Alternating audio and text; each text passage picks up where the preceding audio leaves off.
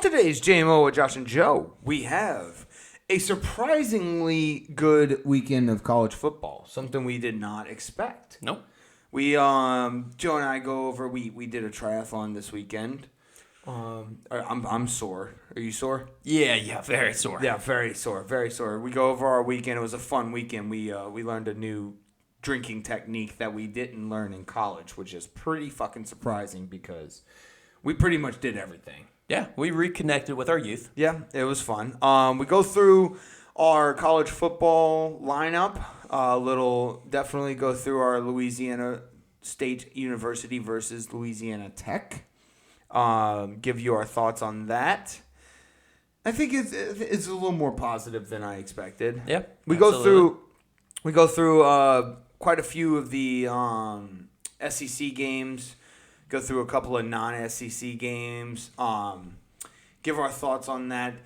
Like I said, there was one top 25 game, and the rest were just regular games. But it was fun. It was a fun weekend for college football, for sure. We go into the NFL recap. Our Saints versus Cardinals. Please, you gotta tune into the Saints versus Cardinals. It was a lot better than I had anticipated. Trust me, bro. Trust me, bro. Then we go into a couple of the other games. We had some fucking classic games. Bills Ravens, go through that. Jets Steelers. Battle of the X's. Yeah. And then we go through a couple of the Brazil game, the Thursday game. It's fun. We got a good slate for y'all today. Then we finish off with some tennis. A little Jannik Sinner versus Carlos Alcaraz. All right, let's rock and roll. Turn it up, it's JMO with Josh and Joe. Let's start the show. Feel the rush, don't take it slow. It's JMO with Josh and Joe. Welcome to JMO with Josh and Joe. It is Tuesday, September 9th, and Joe, we have football all the way back, both NFL and college. Full slate, top to bottom, everything you want, Thursday to Monday. It's good to be back. All is right in the world. All is right in the world. It is Christmas. This is Christmas. It is, and honestly, it's in October where we have all four major sports going on. Playoff baseball, NFL's getting in full swing, NHL, NBA starting up. It's overload. It's overload. It's a great thing for my brain, but also terrible for it. It's when you become an adult, and after getting fooled, an adult, and then once you get fooled from being told and lied to that Santa Claus is not real, Easter Bunny's not real, all of that, and so all of that just kind of withers away the excitement for those holidays. Football becomes your new Christmas because it's real. Yeah, it is. It is real. It is real. Unlike that bitch Santa Claus. Yep, dude. I'll never forget when I got told that Santa Claus and the Easter Bunny were not real. I figured out the Tooth Fairy. On my own. I was proud of that. I was like 8 or 9 years old, and I was so excited. I told one of my best friends, John, and I was like, who the Tooth Fairy is? He's like, who? It's like, your parents. He's like, yeah, the Easter Bunny and the Santa Claus are also your parents? My world crashed. Wow. My world crumbled in front of me. I was devastated. And then, so I had trust issues for a while after that. But no, you know what? It's weekends like this that restore my faith in fairy tales. Yeah. Because I am living in one right now with football. Yeah. Before we get to football, we had a hell of a weekend, huh? Mm-hmm. We both we participated in the Brett Robinson triathlon. Yep. On Saturday morning. You did the sprint distance. I did the Olympic. How did you think it went? I was trying to get in touch with my past athletic side, and you know what? I got some work to do, but came out the water huffing and puffing to start the first leg, which is for the triathlon for people who don't do it. is the swim, and then you go bike and run. Bike, I felt like I was doing pretty good. The year before, I had 2 balloon tires. This time, I will say I was fully inflated. So that was, it's positive steps, little steps in the right direction. And then the run, I died. Turns out you actually have to train for those types of things, huh? you can't just go in and sprint and expect to do well. Yeah, and drinking's not a training method. It's not a training practice. No. Any alcohol it inhibits it. It's bad. The sprint ones are fun. I challenged myself this year. I did the Olympic. I have done Olympics before, but this one I really tried to challenge myself in prep. I did really well in the swim. I think I made top 3 in the swim. Nice. Top 10 in the bike, and then I died on the run. Died on the run, yeah. Died on the run. It was an hour and 10 minute 10K, and it was terrible. It was I hit a mile and a half, and I was at like an 8.5 minute per mile pace. I hit a brick wall at a mile and a half, and I had to do a little combo of walk running. You ever done the? It's more like a trot, Yeah. And the sun was beaming down on me. I was thirsty. Every little bit of water I drank, I sweat out. Yeah. Immediately. I think it hurts your pride more than anything, but to be fair, I know you were out there longer than I was, but the sun was brutal. The sun was terrible. It doesn't help when you see a 68-year-old man pass you up on the run. That's when you get humbled a little bit there. I was about to say, that's the moment. Those are the moments that hurt your pride a lot. Right. But a bright spot from the weekend. We Joe and I participated in what the young kids call Borg. A Borg, yes. Borg. This was a new thing for me. Yeah, new thing for me too. I wish I had known about it when I was in college. It's a blackout rage gallon. Yes. And essentially what it is you take a gallon of water, you pour out or drink, whatever one you want, half of it, and then you fill the other half or so with vodka. Mm-hmm. And then you put, I guess some people put Mio, some people put liquid IV, Pedialyte, whatever. I put a whole squeezy thing of Kool-Aid. I put 2 packs of liquid IV in it, and a bunch of half water, half vodka, and I didn't taste a single fucking drop of vodka. It was ridiculous how smooth it tasted. It was so good. It was sugary, but it was so good. Yeah. And then we decided to play the games with the fast songs. Oh, the drinking songs. The drinking songs, yeah, with the Borgs. It was one of them was Thunderstruck, the classic. Well, that's a classic. We went a throwback, and then there was the other one. I forgot the name of it. It was an Irish song or something like which that. was actually really cool. Oh, it's awesome. When the singing speeds up, you chug the entire time. It was great. Needless to say, we had a really, really good time Saturday. I do want to say a post-race beer might be one of the best tasting beers you'll ever taste. It's top 5 beer. Top 5 beer of all time, and the longer you go, the better it tastes. Yep. So I'm not saying everybody should do races, but if you do, trust me, that beer at the end, it's good. And the neat thing about it is healthy in moderation. Mm-hmm. Yeah, it replenishes your something. It replenishes your electrolytes. It does have electrolytes because it is made with water, and it's a great way to quickly kind of replenish those. So in moderation, I should preface this because, not to get in legal trouble. It replenishes my will to live. Yes. So that's why I like it. All right, let's get to some football, right? Let's do a little college football recap. It was surprisingly good this weekend. When you checked out the college football slate at the beginning of the weekend, it didn't look great. On paper it didn't look great. It looked like it was going to be the week 1's stepbrother or something like that. Yeah. Wait, week 1 stepbrother? I don't know. It looked like the lesser, the stepbrother version of week 1. Yeah, or I don't know. Week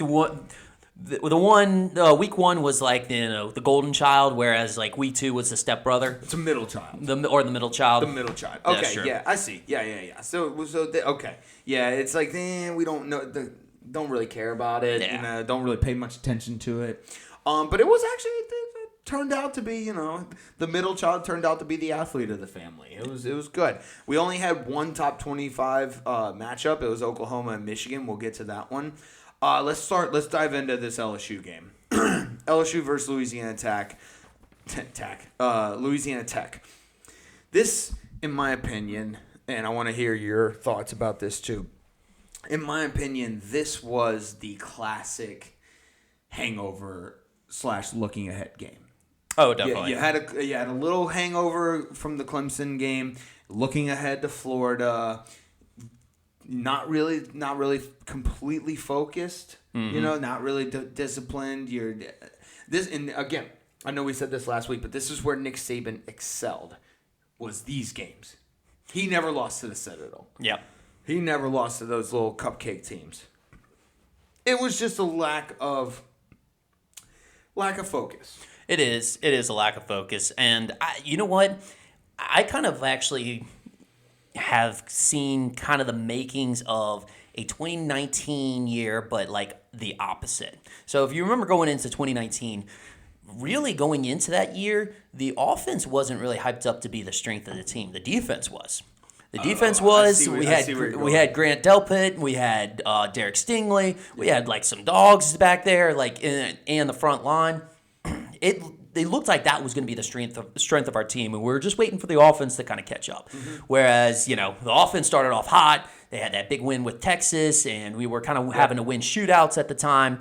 But everybody knows how the 2019 offense, big Miami win. Yeah, in the or how that team was and how that year went. The greatest college football team of all time. This year, we came in thinking like, hey, defense needs making some improvements, and they probably can, but the offense is going to be the strength of this team. You got Garrett Nussmeier, you got Caden Durham coming back. Aaron Anderson. Yes, there was a lot of weapons on the wide receiver end. But, yeah, so you kind of were figuring that they were going to carry the team, and we were just going to wait for the defense to come along.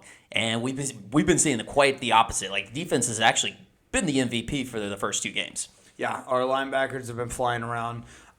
Mansour Delane. I meant Mansour Delane might be the Derek Stingley. Oh, dude, he's a dog. He's so good. He's a dog. He's so good. All right. Oh, you know what? I'm going to give some credit to La Tech. Their defense is stout. Their defense is good, and it was a defensive battle. I mean, La Tech didn't score until late in the fourth quarter. There was 3:52 left when they scored. Yeah. So it was essentially a goose egg. Also, La Tech's defense was number 12th in the nation last year. Last year, right? Yeah. Yeah. So they're not. There's no scrubs there. Yeah, they're no slouch. So sure, we should have ran the ball a little better. That was a concern. Barry Brown got injured. That was a bit of a. Apparently, it's not a serious injury. More than likely he's going to be back. The Trudez Green injury. It's not it might be like just a slight MCL sprain is what I was looking at. Yeah. Brian Kelly says this happens a lot and it's very easy to come back with. Mm-hmm. We'll see how he does in practice this week. No surgery. So we're good on that. But yeah, the Moore injury was tough. The like I said, it just seemed like they lacked focus. They lacked that pep in their step that they had in Clemson. I think we're going to regain it because, I think this was a look-ahead game / hangover game. I think we're going to come out a lot better, a lot more focused, a lot more prepared against Florida. Yeah. I mean, we could have been Florida. Yeah. Oh, yeah, that's true. Brian Kelly said it at the end of the game, too. This is one of those you don't play great, but it's a lesson game that you win. Yes. You learn the lessons and you come out with a W. That's good. And like we said, that defense that's basically a goose egg. They didn't score the entire game until 3:52. Yeah. It's glorified shutout. I like that. We got Florida next week. I don't care, and this is a good segue, I don't care if Florida loses to Tarleton State. I don't care if Florida loses to McGill-Tulane High School. I don't care who Florida loses to. they're going to play LSU tough. Oh, definitely. They're going to play LSU tough every single fucking time. And they might, they threw a shoe a couple years ago. They spit on a guy against South Florida, which is spitting back. I think spitting's back. Somebody go thaw out Hawk Tua and tell her that this is her time now. Yeah. If there's a time that she can make a comeback, because she's kind of like, she's still doing her thing, but like she's kind of died down in the publicity a little bit. Yeah. She got really unpopular with that the meme coin. Meme coin, that was it. Yeah. But yeah, no. If there was a time for her to make a comeback, this is it. Yeah. This is it. It's like green dildos and Hawk Tua. Yeah. You got this is y'all's time. But yeah, South Florida beating Florida.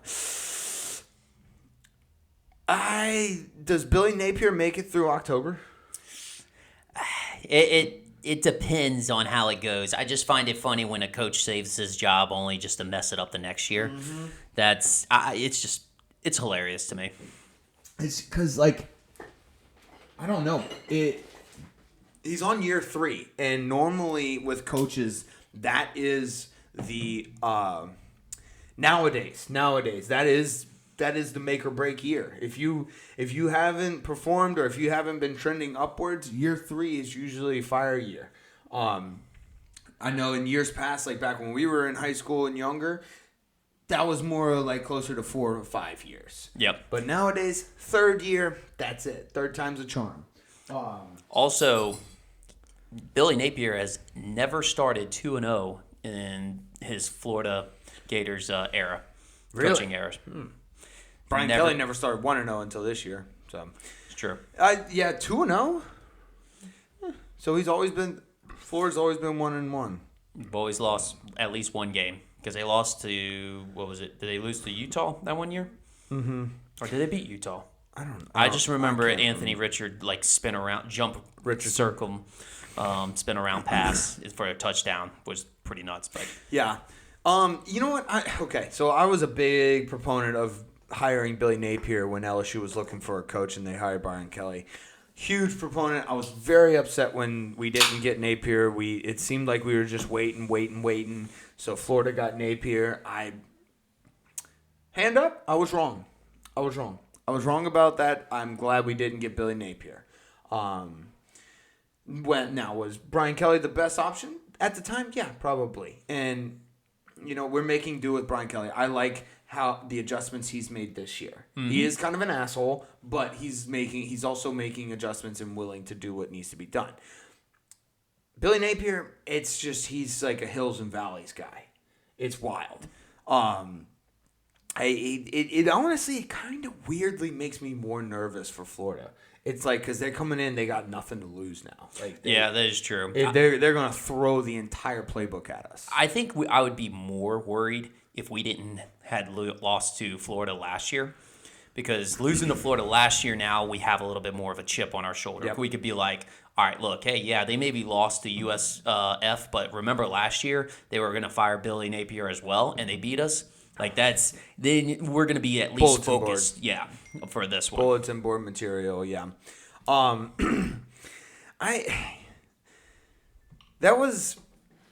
Did you see the spit?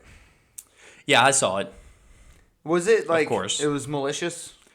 It was directed at him. Okay. It was directed straight at him. Which one was worse, Jalen Carter or the Florida guy? I don't even know his name. I think they were both equally bad. I think Florida's though was it was kind of spread out, whereas Jalen Carter was pretty directed. He hawked a loogie. He hawked a loogie at him, but Florida, there was kind of some sweat in there. It was just like a spray. Ugh. Okay, so he covered more ground. He did cover more ground, but the impact wasn't as deadly. Well, his target also was an offensive lineman, so it was a bigger target, so he probably wanted to try to cover as much surface area as he could. Whereas Dak Prescott's not as big, as an offensive lineman. He's a big guy. He's a little smaller, yeah.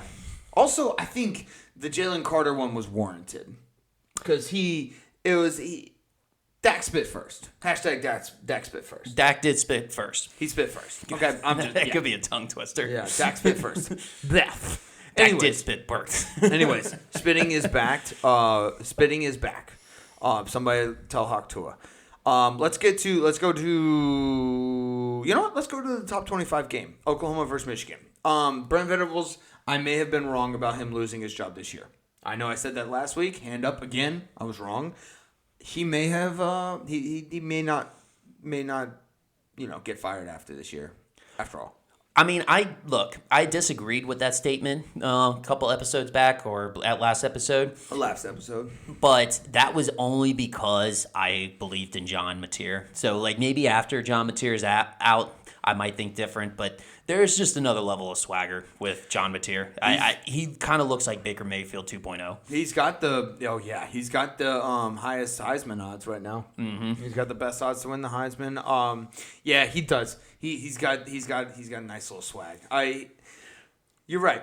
He might be Brent Venables' savior. I do know Bryce Underwood has a long way to go. I know he's young, but he didn't look too great. Yeah, still young though. I think the offense doesn't do him any favors of throwing a freshman into that type of offense. Right. It's not like an easy read react type of offense where basically the coach is doing most of the work for you by doing those play calls.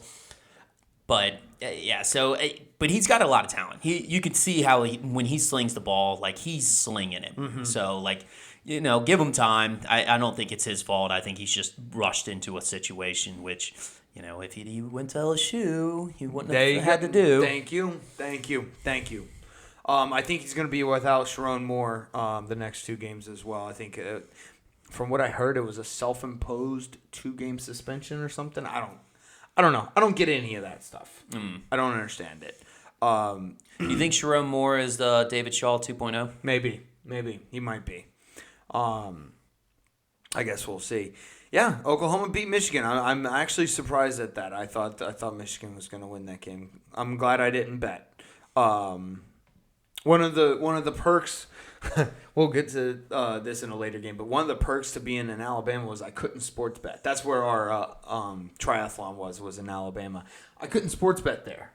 Okay. So I I thought about driving to Florida and placing a couple of bets, but I decided, you know what? I'm going to enjoy the moment. I'm going to sit on the beach. I'm going to enjoy my Borg, and I didn't gamble. Okay, and good for you. I'm glad I didn't because the games I would have gambled on, I would have lost. This is one of them. Being such a responsible individual with your Borg. Yeah, that's wild. I'm going to say it differently. I'm being a responsible individual with my blackout rage gallon. There you go. Much better. There you go. Let's see. Let's get to Mississippi State versus Arizona State. This is the big upset. The big upset here. Well done. I do also think that this is the game. This marks the time. You cannot give the excuse your coach died anymore. I think that's up. It's up. Okay. This is the game. You cannot say, oh, we're like this because our coach died. Yeah. Okay? That's over. They've officially turned the page. Officially turned the page. Shapen, that's how you say his name? Shapen? Yeah, Blake Shapen. He looked good. He had a nice stat line. Is Arizona State maybe overrated because of how well they did last year? Oh, definitely. Is that what Absolutely. Okay, so that's what it boils down to? Way too inflated because, don't get me wrong, Kenny Dillingham is a great coach. He is a great coach. Sam Levitt is not a bad quarterback. He'll bounce back from this a little bit as well. They overperformed last year, and now they're going to probably level off a little bit. So, but props to Mississippi State. I think the honor goes to them wholeheartedly. He had two receivers over 100 yards.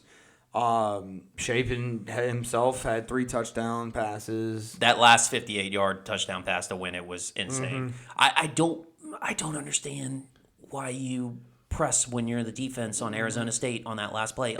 You just don't give up a touchdown. A field goal at least, ties it and goes into overtime. Just don't give up the touchdown. That's a Dillingham move. That's a young coach. Young coach move. Praised him, but you're right. That is a young coach move. Also, another young coach move. don't give them bulletin board material. So he was talking about staying outside of an hour outside of Starkville because it was the only hotel without a casino in the area, and was kind of dogging on Starksville or Stark Vegas. So okay, as a gambling man here, I think that's preposterous. I mean, look. That is what? Why? Your team's supposed to be focused. You're worried about them getting distracted by a casino? That's on you, brother. That's a lack of preparation, lack of focus stemming from the head coach. Yeah. If you think your group of college kids, half of which can't even go to the fucking casino, are gonna be distracted by the casino, that's on you, brother. And yes, you deserve that. You deserve that bit of bulletin board material that made you lose that game. Yeah, or whatever. I mean, like if they're gonna have home field advantage, don't give them more home field advantage by dogging their town. Basically, what keeps Mississippi a state. Yeah, exactly. Gambling. I mean, gambling is the reason Mississippi is still a state. But Starkville in general is like home to like the most diehard Mississippi State fans ever, 100. who are probably actually the best SEC fans ever. Like they're definitely loyal. Yeah, they're definitely loyal, but also they're accommodating to other SEC fans. Like no one says that was a shitty Mississippi State fan. Like that just doesn't come out of your mouth. That's like true. they're very nice. I say that about Ole Miss fans all the time. I mean, Ole Miss is a different story, but you can go down the list. You can go Tennessee, Georgia, Florida. I mean, there's obnoxious fans like all over the place, even Arkansas, Alabama most A&M. definitely. But yeah, so like you could go down the list, but no one talks trash about Mississippi State or Vanderbilt for that matter. But that's just because they're terrible. Yeah, you can't really talk shit about Vandy. It's like, oh, you're good at baseball. Congratulations, good for you. Yeah. Yeah. Good job, Mississippi State. I don't know why I felt the need to talk about this, but Arch in Texas bounced back against San Jose State. He was 19 of 30, 295 yards, 4 touchdowns, one interception. He completed a pass to 9 different receivers, including 128 to Livingstone, who had that sick touchdown catch against Ohio State. Yep. I guess it's just Arch plays well against shitty teams. They had those videos of Arch Manning in high school playing against basically JV teams, and they showed like it's one video. I don't know where it is. I can't find it, but I remember seeing it, and I just saw it recently. It's this big fat white dude just running behind him trying to chase him, and he's going slower than his Uncle Peyton Manning. Okay. It's so bad. It is so bad, and it's such a bad look. But hey, maybe he just needs a little more time. Maybe just a couple more reps against a bad team. Starting off, on the road against Ohio State may have been a little. It might have rattled him a little bit, but yeah. I think the 2 takeaways that I got from this game is that I wouldn't say he's fully back because they were actually. It was a bounce back. It wasn't. I'm not saying he's back. It was a bounce back. No, that's true. That's true. And I have a positive note, but the negative note was that they went 2 of 12 on third down efficiency. So not a great look. That's bad. Even though you won big, like that's still not a great look on third down. But the positive note is that Parker Livingstone needs to be his Malik Neighbors and get 20 targets a game. Correct. Like, I mean, if I'm Arch Manning, like, that's my number one guy. Yeah. And honestly, if you're Sarkisian, you need to make sure that he gets open. The offense goes around him. Yeah. Yeah. So, I mean, ISO plays, anything to get him open. That's all I wanted to say. I didn't really have anything on that game. Another game I just wanted to gloss over is Baylor SMU, only because our boy Dave Aranda may have saved his job. Yep. Plus, probably one of the more entertaining games of the weekend. Agreed. That we thought was going to be a boring weekend. Yep. I thought it was going to be that one was going to be a blowout, honestly. But hey, good for Dave Aranda. Good old Texas football. Yep. Good old Texas football. I do have other notables from the college football weekend. I mostly just want to like say them and then the first thing that pops into your head. Okay. Basically. Army beat Kansas State. They lost to Tarleton last week. Do you know what Tarleton State is? Absolutely not. Me neither. Yeah, never heard of them. I thought it was a high school. So Army lost to Tarleton last week and then beat Kansas State. That's it. Weird. Kansas State.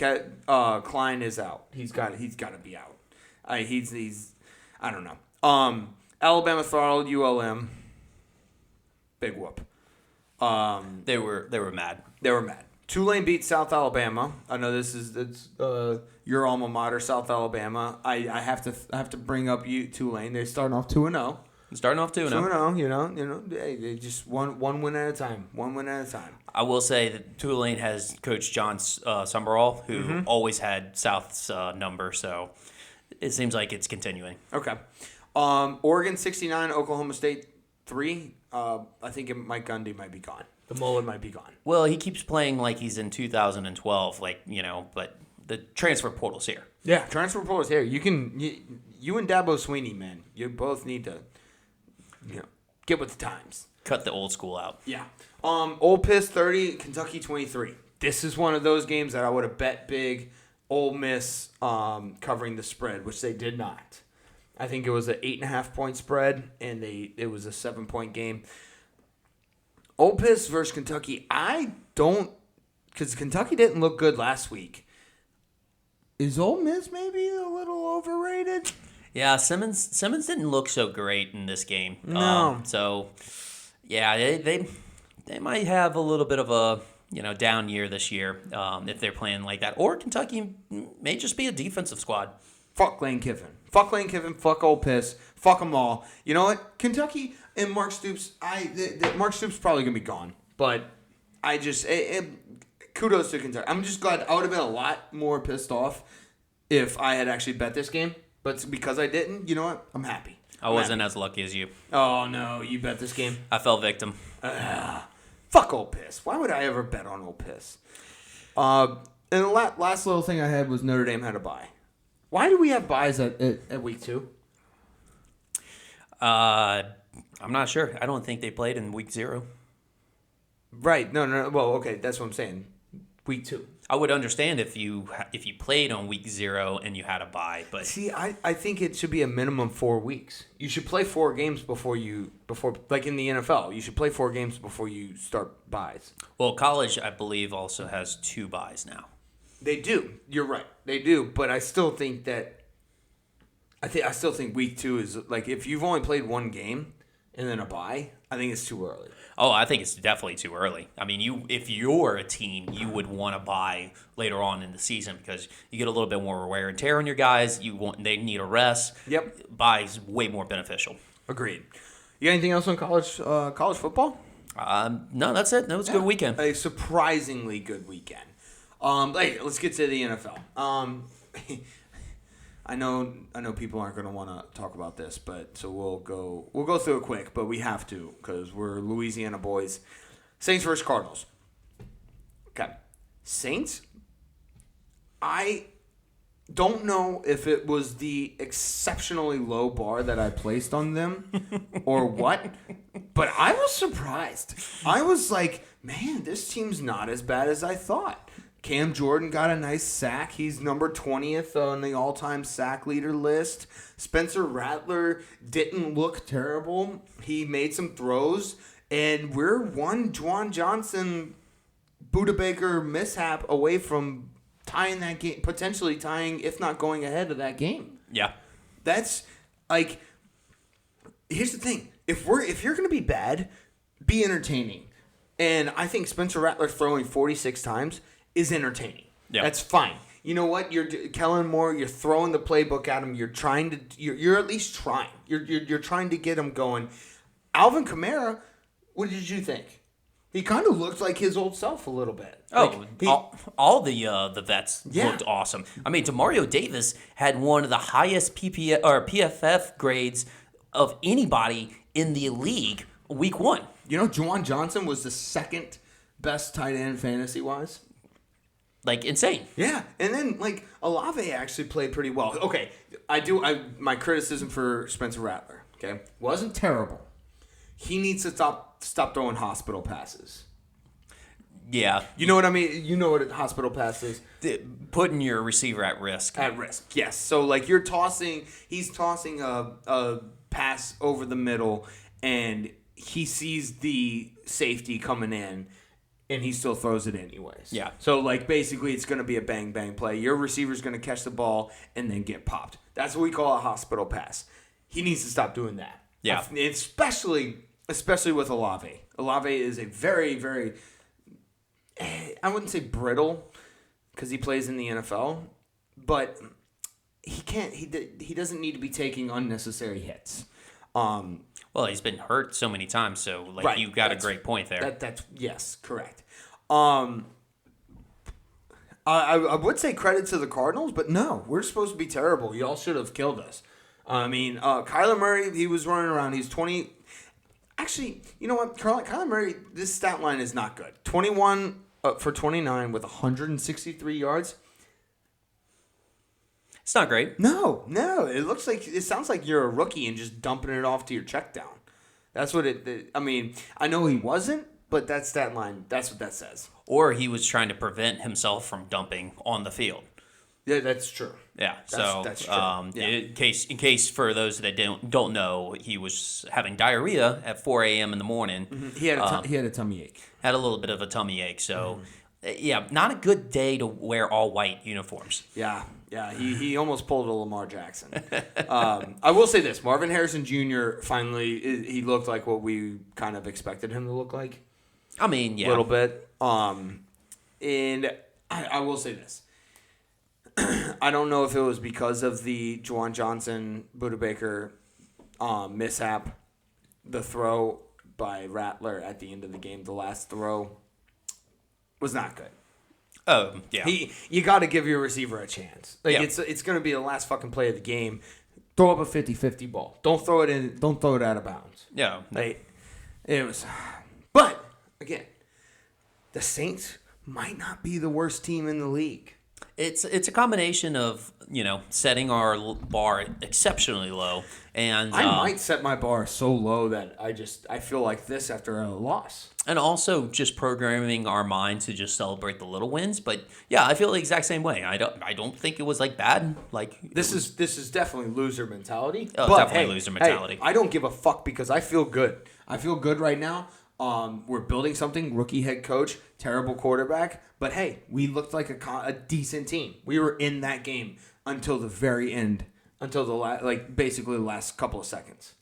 Yeah, I'm just still upset. Like, I just wish we didn't draft a quarterback in the second round because, I don't think we're going to go very far this year, and I would have rather taken a quarterback next draft. Next draft, but now I kind of want to just trade down and get more picks. I don't know if we really believe in Tyler Shuck.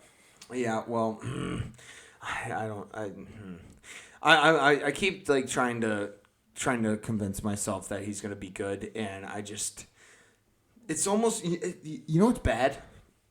I want both the quarterbacks to fail, so we end up having to draft another quarterback, and we get Garrett Nussmeier. And he ends up being the savior that we always wanted. He is the next Drew Brees. And then we can always say he's from LSU. He went to LSU. And he's the next Drew Brees. And he wins the Super Bowl. And, that's just how I played the fantasy out in my brain.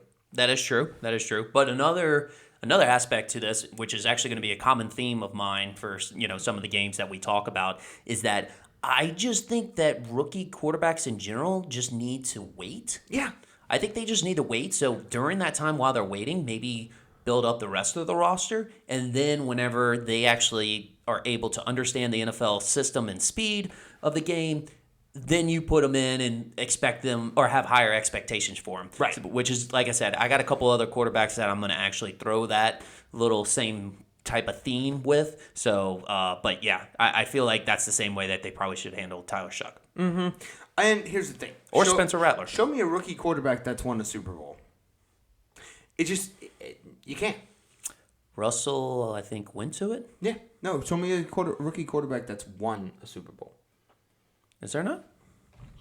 Should we So look it up? get a segment? I definitely didn't look it up. This is right off top of my dome. A segment sponsored by ChatGPT? Yeah, ChatGPT. The world at your fingertips. I know Jaden Daniels went to the NFC Championship game. Ben Roethlisberger went to the AFC Championship game, I believe, his rookie year. I know he went 13-3. That was No, a rookie quarterback has never started and won a Super Bowl. That's what I thought. Yeah. So I mean, just wait, give it time. Like there are exceptions, like Jaden Daniels. Russell didn't actually make it in there. So people have gotten close. Ben Roethlisberger in 2004 had a 15-1 year record or a 15-1 record as a rookie with the Steelers. Lost in the AFC. I thought he was 13-3. He was 15-1. 15-1. Lost in the AFC Championship game. Mark Sanchez in 2009. I forgot about that one. He led the Jets to the AFC Championship game. Oh, he was the game Jets as well. savior. That was the Rex Ryan years. Yep. And then Brock Purdy in 2022. Went undefeated in the regular season as a rookie starter and made it into the NFC Championship. That's I don't deceiving. He didn't go. I don't think he the played. Niners didn't go. Well, they didn't play. He didn't play the entire year. Remember, Jimmy Garoppolo started the season. Right. Yeah. So there you go. What's the hurry with your rookies? Why are we so impatient with rookies these days? Yep. All right. Let's get to potentially the game of the year this year. Bills Ravens. Holy crap. Here's the ending that 95. I guarantee you. I'm just spitballing. I don't know this for sure, but I guarantee you the ending that 95% of America did not watch. Unless you lived on the West Coast. Correct. West Coast, and I don't even think the West Coast, because both these teams are on the East Coast. They didn't care. Probably not. Unless you had a fuck ton of money on it and you're just the biggest degenerate, or you're a Ravens or Bills fan, you did not watch this game. Nope. At the end of this game. When you're down 15 points with 4 minutes left to go in the fourth quarter, you're done. Nobody comes back for that. It was unbelievable. Unbelievable. It had everything in that game. Yep. The Derrick Henry fumble. Derrick Henry, he's ageless. He's still a train. Dude, nobody still wants to tackle him. No. People bounce off of him. he's still playing basketball with people's heads. Yeah, like I don't understand. You had the John Harbaugh, the dumb punt. They were on their 50. It was like 4th and 3 or something. It was on their 50. And he punted the ball. Last 2 minutes of the game, I believe it was. It was just we had a tip pass for a touchdown. The Bills, Dalton Kincaid, I think it was. Who caught it? Keon Coleman. No. I think Dalton Kincaid tipped it. Yeah, yes. And then Keon Coleman caught it. Dude, this is. I mean, I hope to God this was a preview for the playoffs. Oh, absolutely. It needs to be. Honestly, AFC Championship. I would love a rematch. Yeah, I agree. This is honestly, I kind of want the Chargers to be in the mix. I like that team. I think they're fun. We'll get to the we'll go over the Chargers Chiefs here quickly, in a little bit. But man, this was a good fucking game. Yeah. Hey, look, you got to give props. We already gave props to Derrick Henry, but the old folks. DeAndre Hopkins had that one-handed catch. Sick catch, and he also got in a fight with... Well, no, he didn't get in a fight with the fan. He got tapped on the helmet by a fan, and then the fan got shoved by Lamar Jackson. The fan kind of shoved him. Yeah, I mean, it was a little bit more so. Look, and then the fan shoved Lamar. Yeah, so the feisty fan. I'm on... I do appreciate the passion Bills fans have, but I also... I don't blame Lamar. No, absolutely not. I don't blame it. So it's one of those. One side go in, one side go in. Whatever. It's a tie. Truce. Yep. It'll be all right. Dude, there's one thing I wanted to. I had this screenshotted in my phone. Derrick Henry, I'm sure you've seen this. Derrick Henry has played 9 years in the NFL, has made 5 Pro Bowls, had multiple 2,000-yard seasons, and he still hasn't eclipsed his total rushing yards from high school. That's insane. He has 11,423 yards in 9 years in the league. He had 12,124 yards in 4 years of high school. So apparently nobody really wanted to tackle him in high school either. I mean, I could see why not. It's a cheat code. It was a cheat code. Cheat code. That's wild. They also wanted to live their lives out. They were only high schoolers. Correct. Yeah. No, like, I got so much going for me. My dad owns the company. So, yeah, dude. Bills and Ravens. You got anything else? Only game that hit the over this week. Yep. And it was a scoregami. I don't really know if that was the case, but most games hit the under this week. Yeah, there was. I kind of gathered what you were saying. No, there was a vast majority of games hit the under. This was definitely the highest scoring game. Yeah, scoregami. There's never been a 40-41, so that was nice. Let's get to the Jets Steelers real quick. It was another great game. Nice little Chris Boswell 60-yard field goal at the end of the game to win. Rodgers coming back into the New York Jets. X versus X. Yeah. This was like the game where, you have two couples, like both like will have like an X from the either side of couple, and all they're doing is just like trying to show off the entire time. To get back at the X. Yep. I mean, hey, Aaron Rodgers, they haven't had a 4-touchdown passer since Roethlisberger in 2020, which to me is wild. That's pretty wild. Yeah. Rodgers had a good game. He looked good. And you know what? You know who also looked good? Fields. Fields didn't look... Oh, okay. I wouldn't say he looked good. He didn't look terrible. Yeah. No, he didn't do bad. He was entertaining. He played well. Honestly, another one of those young quarterbacks that kind of seemed like he was settling in a little bit more so now in the offense. Maybe the Bears are the worst organization for a quarterback. Or maybe young quarterbacks kind of need to wait a little bit now. Yeah, maybe. There you go. Exactly. Last thing I have on this is Jalen Ramsey hit on Garrett Wilson at the end of the game was fucking electric. That is another shout out to the old guys. Yeah, I think Ramsey has found his home. Steelers defensive team, love it. They've embraced him. That was incredible. Real quick, I want to do Dolphins and Colts just because this makes me feel better. Was that funny? Yeah.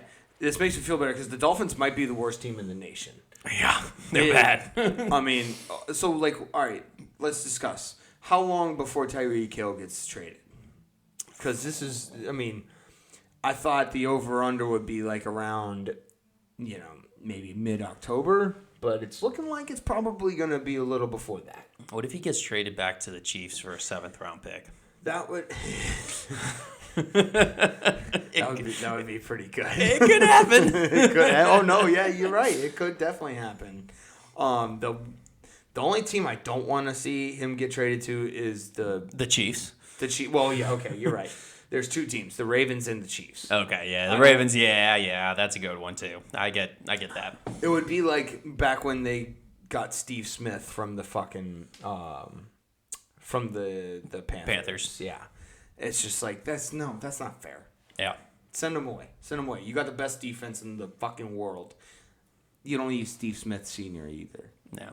I also hate Steve Smith. But anyways, Daniel Jones is so back. God, I hope he lights up the fucking stat sheet. Again, another quarterback, maybe progressing along, has had a few years under his belt and, making a sort of a comeback. Like, I'm just saying, like, sometimes maybe these quarterbacks just need to learn in the NFL. Like, Jordan Love did it. Yeah. He didn't even play. Yeah. You're right. And so, same with Aaron Rodgers. Aaron Rodgers backed up Brett Favre for 3 years before he started playing. Maybe Green Bay has the fucking formula. Maybe they do. Maybe they know.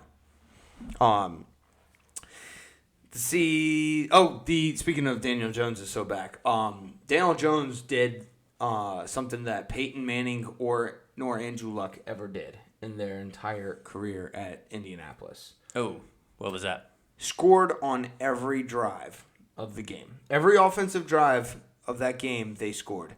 Peyton Manning nor Andrew Luck ever did it. Impressive. Daniel Jones is so back. So back. I hope he lights up the fucking stat sheet. You mean Indiana Jones? Indiana Jones. Damn, that's good. Oh. That's his new nickname. I didn't see that. Yep. Am I behind? Indiana Jones. Indiana Jones. All right, I'm making a shirt. Let's see. Let's go to the Thursday night game because it was actually pretty good. Spitting is back. We said this earlier, but Cowboys versus Eagles. Basically, the only thing I really wanted to talk about was just Dak spit first. Dak spits first. And Dak didn't look terrible. No, actually, the Cowboys didn't look terrible. Oh, the defense didn't look great. I mean, yeah, they had a hard time rushing the quarterback and stopping the run, but right, yeah. Well, I was trying to wonder why do you? I was trying to pinpoint why that was. Yeah, I don't know why the Cowboys would be bad at that. I can't figure it out. Maybe because they traded their best player, defensive player. Maybe because you traded away Micah Parsons at the last minute. Yeah. You're definitely going to get another Micah Parsons in the next two drafts. I promise you that. Good job, Cowboys. Great, nice. Chiefs versus Chargers. Brazil. It was weird. I thought the whole thing, like all the extra stuff around the game was kind of weird.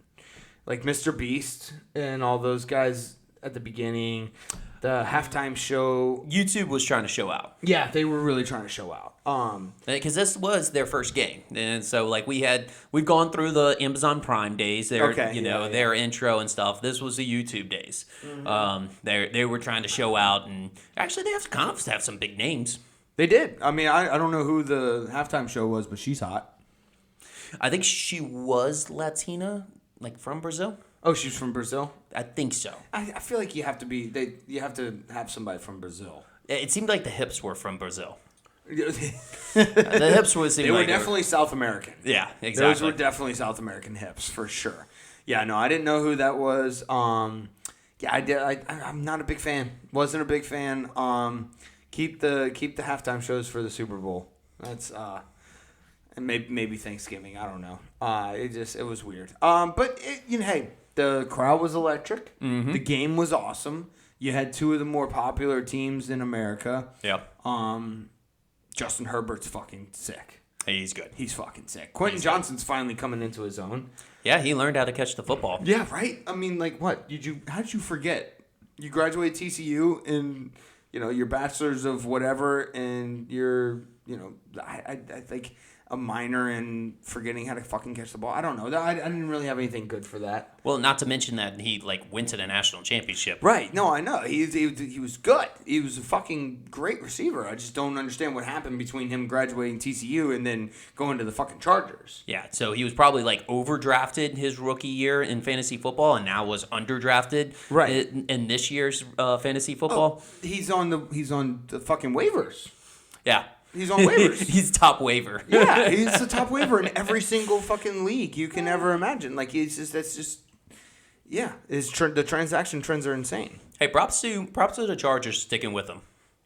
Yeah, props. But yeah, it was a nice week one of NFL. Yeah, I'm not gonna lie. There was a couple of blowouts. Detroit didn't look. Turns out having good offensive and defensive coordinators they're pretty important. They are. They're pretty important. So, yeah, I think Dan Campbell will figure it out. They're still a talented team. I think Green Bay's just a powerhouse. I don't think there's much else that can be said, right? Well, I mean, when you add a superstar onto your team, I mean, it's pretty easy to help up the level of your play. Yeah. Especially if your weaker spot was your defense, pass rushing, and you just got yourself a superstar in place. Dude, that was a nice sack at the end. It was a classic Micah Parsons. He broke through. He chased down Jared Goff, and then his closing speed. That's where he's and maybe not best at, but he makes his money. His closing speed is incredible. Yeah.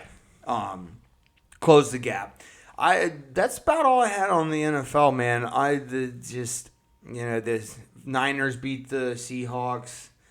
I guess we could talk about the Monday game. Monday game was good. Monday game was good. Probably another one a lot of people went to sleep on. Yep. I did, and I was one of those people. And I was one of the people who bet the Bills money line, and I bet the Minnesota spread. The spread.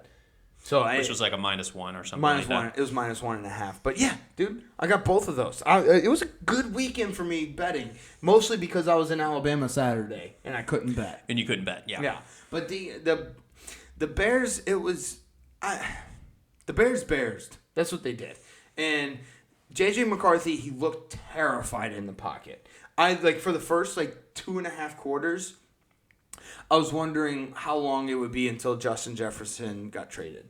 Wow. It got to that point. Dang. It got to that point, and the midway through the third quarter, the fourth quarter hit, and it was just like, oh, JJ McCarthy decided he knows how to play football. Yeah, I think he needs to maybe go through that throwing mechanics, that workshop that Josh Allen did. That was broadcasted on Hard Knocks and everything. But yeah, because he was having a lot of balls batted down. He just looked terrified, and he looks like he was throwing everything he had into every throw. So I think maybe working on a little bit of some mechanics, but he did settle down. I'll give him give him props, and he actually has some pretty good legs, so that'll work to his advantage, especially in today's league. So, but I'll give him props. Yeah, Caleb Williams didn't look great. No, it's people are chalking it up to giving him time to learn Ben Johnson's offense. I think Caleb Williams is just he's a project that needs to be scratched. And I could be wrong. It's probably a bad take, but he looked decent in college, but it was just like he looked really good in college. I'll take that back. But I don't know. I just haven't been seeing it. And I guess, having two different coaches in 2 different years is tough. So I give him time, but I don't know. I'm going to say it. I don't think Caleb Williams is the guy.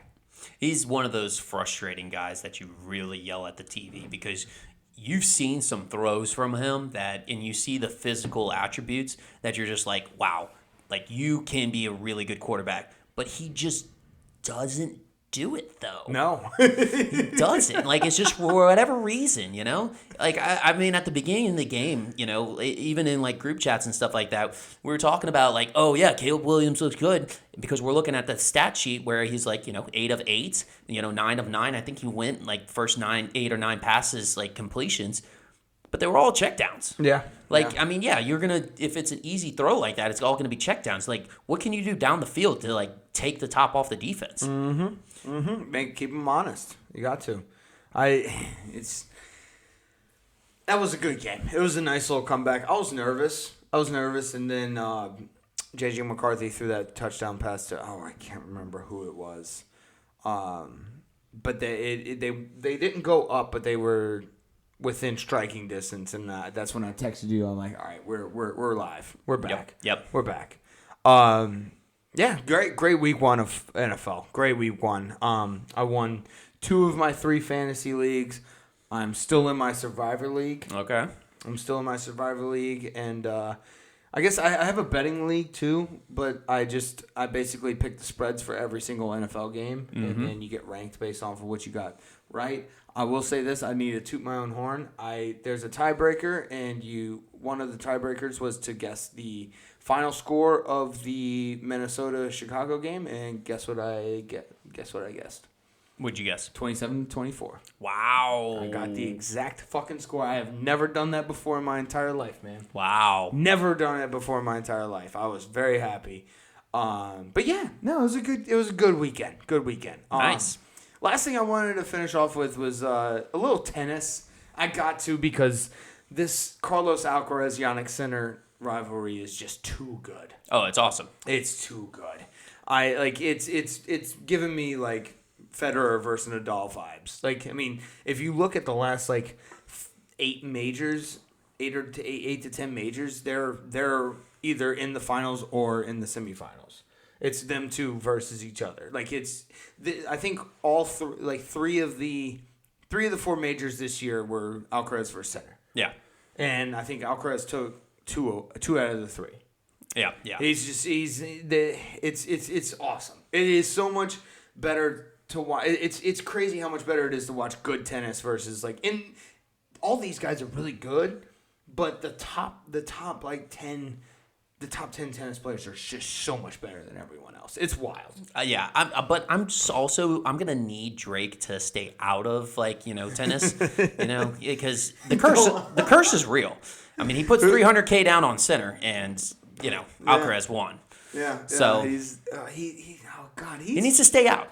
Okay, you know what? I kind of respect Drake for like continuing to just be a bandwagon fan. Like he's owning it. He's just going to be a bandwagon fan for the rest of his life. Yeah. It's kind of funny now. But hey, I mean, look, maybe he's taken the title as the worst gambling advice ever, away from us. Mm-hmm. So, but yeah, I'm going to fade all of his picks now. Okay. Yeah, me too. Also, I know last time we were recording, I was not very good. I am up this year in sports betting. So maybe the tables, the turntables have. Turntables have. Are we now a sports betting podcast? Maybe. I mean, I'm a degenerate, so I'll be down with that. Get some picks in. Maybe we'll do a little preview next week after our recap. How about that? Okay. Depending on how the games go. Yeah. If we have a boring week, we'll have a preview. Or maybe like a little short segment on Friday. Yeah. Something like that. Maybe something like that. Maybe. Stay tuned. You got anything else? I think that's about it. All righty. We'll see y'all next week. Love y'all. Later.